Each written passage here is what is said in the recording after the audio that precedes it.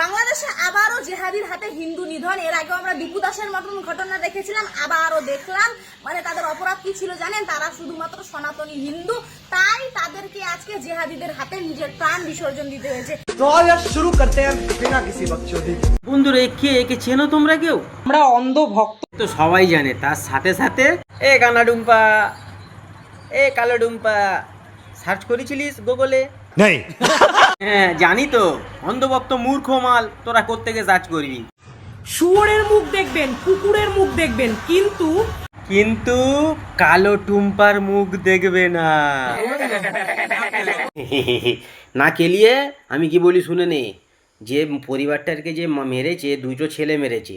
একটার জনের নাম হলো মুগ্ধ দাস ব্যাকেটে জিয়াদি, আর দ্বিতীয় হলো সিদ্ধার্থ দাস, তারও ব্যাকেটে জিয়াদি। তোর মতো কিছু কানা কন্টেন্ট ক্রিয়েটার আছে, তারাও এরকম বলছে। আদৌ কিন্তু মেরেছে হিন্দুর ছেলে।